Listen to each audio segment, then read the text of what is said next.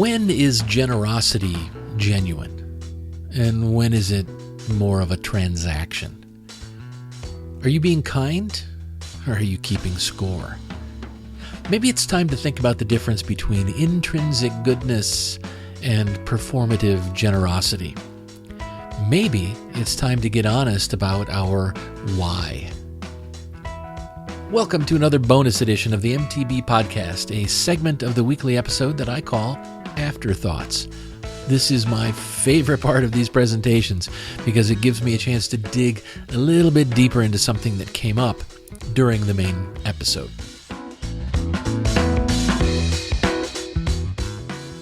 Now, if you caught the main episode this week, you know we talked a lot about the importance of balance between thinking and doing, between taking action and self-reflection, right? Between sacrifice and discernment.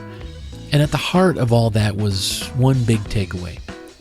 We need to understand why we do what we do, because that why shapes everything else. So right now, I'm going to ask you a question that might feel a little bit uncomfortable. Why are you really doing that good thing? Is it because it aligns with your values and just feels right? Or is it maybe more about the reward you hope to get, or the punishment you're trying to avoid? Now listen, this is not a judgment zone. Seriously, this is not a place where we call each other out or pretend we've got it all figured out, because I certainly don't. I'm still working on all of this and letting you come along for the ride. So this is where we reflect, we grow, we laugh at ourselves a little bit, maybe even learn how to live with a bit more clarity and intention. So grab a glass of your favorite beverage, get comfy, and let's dig a little deeper together in search of our why. All right, so to begin, let's circle back to Abraham and Sarah in the Genesis story from this week's main episode. So if you remember the scene, Abraham is kicked back, enjoying a little shade in the heat of the day, when 3 visitors show up near his tent. And suddenly, it's go time. Water's fetched, bread is baked, a tender calf is slaughtered, because apparently hospitality back then meant really pulling out all the stops. Right, Sarah's in the kitchen, baking like there's no tomorrow, and Abraham's doing his best impression of a 5-star resort concierge. And at first glance, this seems like a beautiful example of just extravagant generosity, right? But here's the thing. The text opened with, "The Lord appeared to Abraham." So was this radical hospitality coming from the goodness of their hearts? Or were they just trying not to piss off a divine visitor who might smite them or withhold a long-promised child? This brings up the big question. Does it still count as doing the right thing if you're doing it out of fear or in hopes of being rewarded? Because let's be honest, religion has a long, rich history of offering gold stars and eternal blessings for the obedient, while keeping a fiery pit on standby for anyone who steps out of line. Now, to be fair, the whole carrot and stick thing, it isn't all bad. With toddlers, it's pretty effective. Eat your broccoli and you get a cookie. With teens, do your chores, or we take away your phone or change the Wi-Fi password. Heck, even some adults need a little external motivation to not be total disasters in public. But the goal, the mature goal, is not to spend your whole life operating like a trained seal waiting for a fish. As we grow, we're supposed to shift from I better be nice or I'll get in trouble, to I want to be kind because it's who I am and it's what I believe in. That's the real sweet spot. Acting with integrity, not because of fear or bribes, but because we've taken the time to discern what matters. And now we're trying to live it out. And we're doing that on purpose. So let's talk about what I like to call transactional goodness. It sounds like something you'd hear in a corporate HR video, but don't tune me out yet. It's actually a pretty useful concept. Transactional goodness is just when we do something good because of what we expect to get in return. And sometimes it's an obvious reward, money, praise, a tax deduction. Sometimes it's about avoiding punishment. It could be dodging guilt or shame, or trying to make sure we don't suffer some sort of eternal damnation. It's like saying, oh, sure, I'll hold the door for you, but only if someone important is watching. And that's the transaction. I do X, and I get Y in return. My good deed is paid for with a reward or with the avoidance of something bad that I don't want to experience. Now, on the flip side of transactional goodness, we've got intrinsic motivation. That's when you do something good because it just feels right. It aligns with your values. It connects with the purpose you've identified for yourself. It might even light up your soul a little bit if you believe in that sort of thing. The point is that you're not doing it for something. You're doing it from something. From a place of compassion, from a place of personal conviction, or just from a genuine desire to help. Let me give you a real-world example. You ever volunteer somewhere and then post about it on social media 5 minutes later? Now listen, I'm not saying you shouldn't share good things. Sharing something like that can inspire others to volunteer. But it's worth asking, was I doing this to help or for the likes, for the appreciation I'd get from all my friends online? If it's more about being seen than just being of service, that's a clue we might be wandering into transactional goodness territory. Now, how about donating money? If you're giving primarily for the tax break, it doesn't automatically make you a bad person, but it's helpful to pause and ask, would I still give if the financial incentive weren't there? The same goes for gift giving. If you're keeping mental score, right? I remembered her birthday, but did she even send me a card last year? Right? That's a transaction. But if you give because you genuinely want someone to feel loved, that's probably more intrinsic. Now here's the thing. Most of us do both. We're human. Sometimes we're fueled by kindness, just genuine kindness, and other times we really want to be noticed and appreciated for doing that good thing. It's not about being perfect all the time. It's about being more aware of our motivations. When we start noticing what's driving us, well, that's when we give ourselves the power to shift if we need to. We can start choosing actions that align with who we want to be, not just what we think will earn us points with others or with some divine scorekeeper in the sky. Let's be real. Almost none of us are walking around like moral superheroes, doing good purely for the sake of goodness, totally untouched by external rewards. Most of us are somewhere in the middle, kind of a beautiful, messy gray area. And you know what? That's totally normal. And it's okay. We might volunteer at the food pantry because we genuinely care about feeding people and because it makes us feel proud to be doing something so worthwhile. Or maybe we bring coffee to a coworker because we like them and we wouldn't mind a little boost in the old office karma account. It's okay to be motivated by more than one thing. What matters is being honest with ourselves about which motivations are driving the bus and which ones are asleep in the back. This is especially important when we start to feel, well, a little off.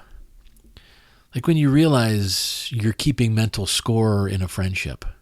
I always check in first, or they never invite me unless they need something. Or when you're constantly going the extra mile at work and then getting resentful when nobody notices.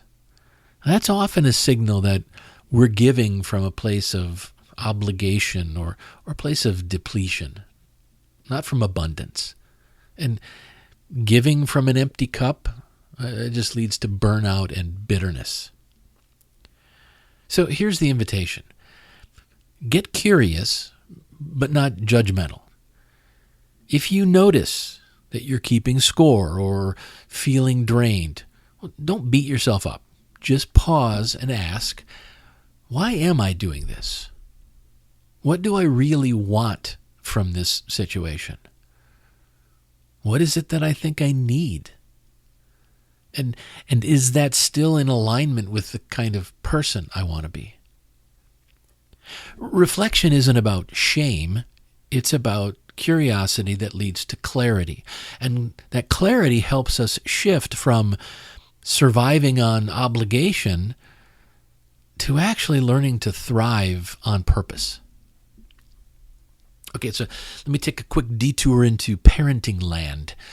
Whether you've raised kids, worked with them, or just observed them in the wild, you've probably noticed that stickers, gold stars, and cookie bribes can work wonders. I mean, who among us didn't suddenly remember to clean up our desk when there was a chart involved in a glittery unicorn sticker up for grabs? And honestly, that's okay. External motivators, rewards, consequences, a little good-natured bribery, they can be really useful for getting people to start doing the right thing.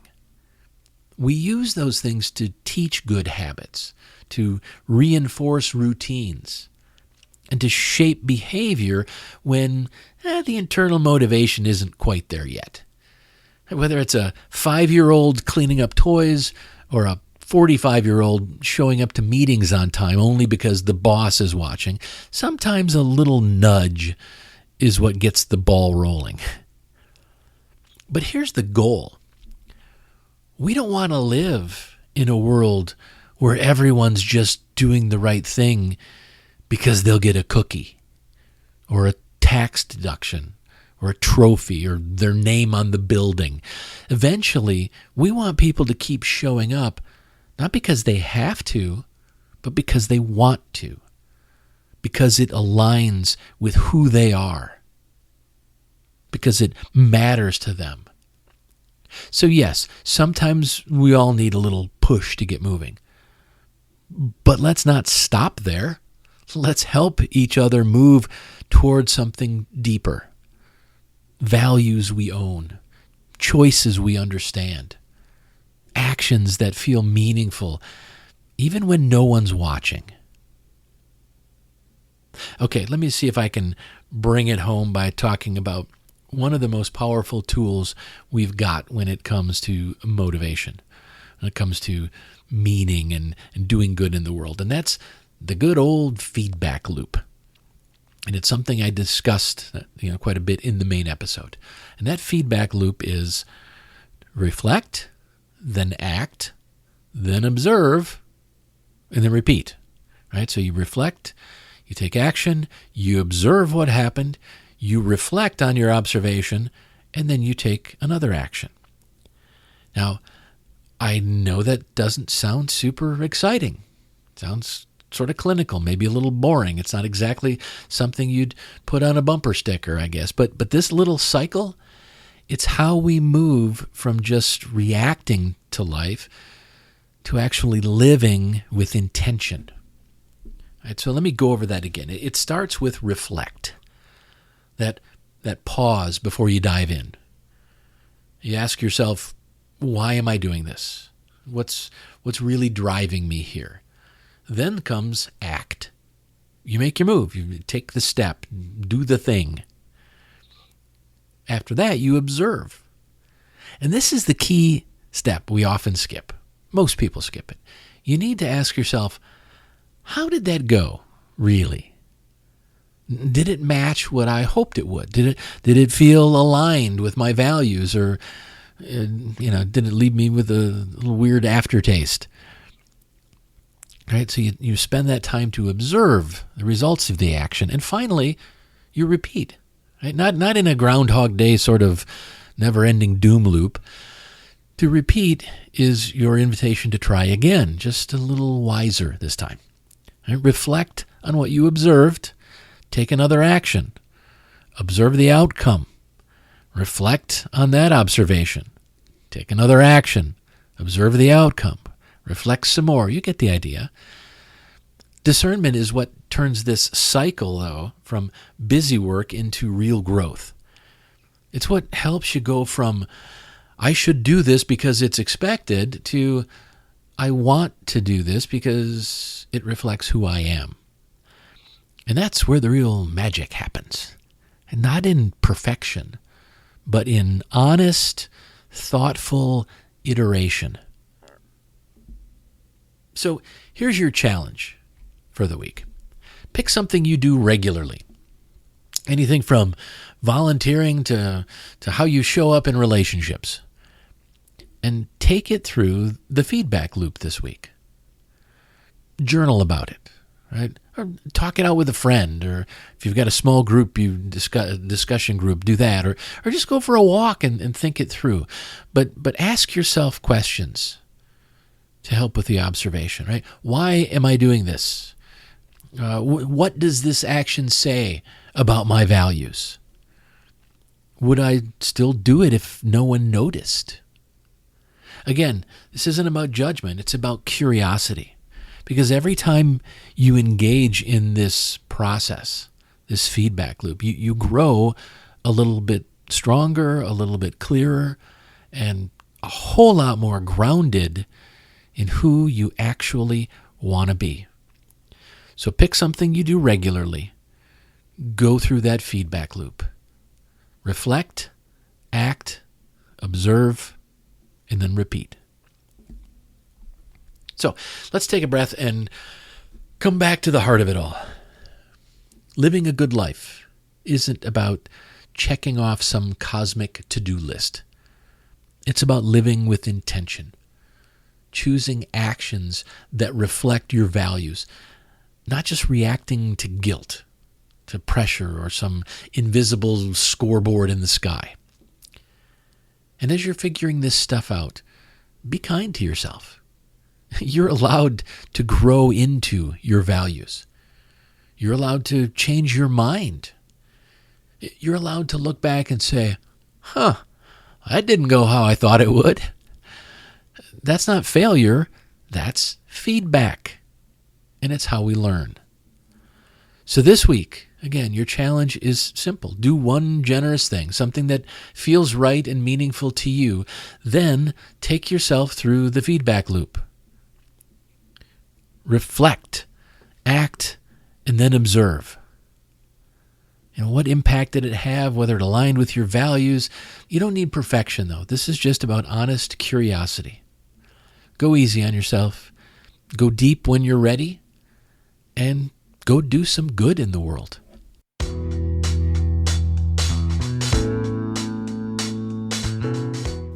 Thanks for joining me for this episode of Afterthoughts. If you want to keep up on everything I'm doing, please head over to thecodaproject.com and subscribe to my newsletter. You'll get notifications whenever I publish anything, and I'll also keep you updated on the weekly live streams of Mythologizing the Bible. Also, if you subscribe for free over at thecodaproject.com, you'll start receiving my weekly resource called The Weekly Compass. This is a brief, once-a-week guide on a single core value. Think of it as a mini lesson plan for personal growth. It's perfect for families, students, and adults because I include discussion questions designed for each age group. Each weekly issue centers on a short reflection about the week's value, followed by discussion questions that are tailored for the different age groups, from kids to college students to adults, and then a simple take action step, like a small challenge or exercise you can do to put that value into practice. Especially for families, it's designed to be an easy way to ensure that at least once a week, you're making time to talk about morality, ethics, and core values. So if you're interested, go subscribe for free at thecodaproject.com. Thanks again for listening. Until next time, remember to question everything, keep what's good, and live what matters.